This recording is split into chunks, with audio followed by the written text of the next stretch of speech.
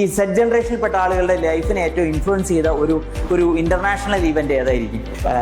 Teacher എന്തായിരിക്കും ആ നിർദ്ദേശം എവിടെ നിന്നായിരിക്കാം വന്നിട്ടുണ്ടാവും? How to manage the space that we are living according to the time here. നമ്മൾ ജീവിക്കുന്ന കാലഘട്ടവും നമ്മൾ ജീവിക്കുന്ന സ്ഥലവും മാനേജ് ചെയ്യാൻ പഠിക്കലല്ലേ സത്യത്തിൽ ജീവിതം മാനേജ് ചെയ്യാൻ പഠിക്കൽ എന്ന് പറയുന്നത്. ഒരു ലക്ഷ്യം വന്നു, ആ ലക്ഷ്യം എവിടുന്ന് വന്നു? ഒരു നിർദ്ദേശത്തിൽ നിന്ന് വന്നു. ആ നിർദ്ദേശം എവിടുന്നോ നമ്മൾ ഉള്ളിലേക്ക് വന്നു. ബാഡ്ജ് കുത്തി കഴിഞ്ഞാൽ എല്ലാവരും ഒന്ന് എഴുന്നേറ്റ് നിന്നാൽ സന്തോഷം. ഇവിടെ നമുക്ക് എല്ലാവർക്കുമായിട്ട് അനുവദിച്ച് തരും. അടിപൊളി, സൂപ്പർ. ഇവിടെ ഇരുന്നോട്ടെ. സെറ്റായി കഴിഞ്ഞാൽ പറയാം. 2 മിനിറ്റ് സമയം കൊണ്ട് തന്നെ ചെയ്തല്ലോ. കോളേജിലെ പഴയ കാറ്റാടി തണലും അത് കേൾക്കുമ്പോൾ നമ്മൾ പഴയ കാലത്തേക്ക് മനസ്സ് ചാഞ്ചാടി പോകും. അതും റിലാക്സ്ഡ് ആവും.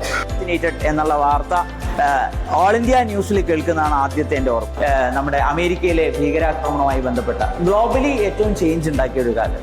സ്വാഭാവികമായിട്ട് ലാഗ് അടിക്കും. ഇതാണ് പ്രശ്നം. അതുകൊണ്ട് അവർ നമ്മളെ ക്ലാസ് കേൾക്കാൻ ഇഷ്ടപ്പെടുന്നില്ല. 3, 6, 7, 8 പെർഫെക്റ്റ്. ട്രൂ ചാലഞ്ച് കാണുമല്ലോ എന്തെങ്കിലും. സർ, നിലവിൽ ചെയ്ത പ്രോഗ്രാമോ ആവാം, ചെയ്യാൻ ഉദ്ദേശിക്കുന്നതാവാം.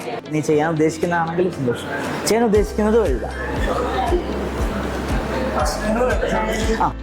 മനസ്സിൽ ആശയമുണ്ട്, പക്ഷെ അതിനോട് നടപ്പിലാക്കാനൊരു വെല്ലുവിളിയും കാണും.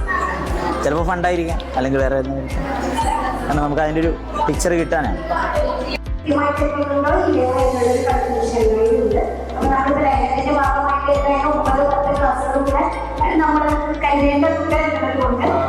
കുട്ടികൾക്ക് ലക്ഷ്യമില്ല എന്നുള്ളതാണ്.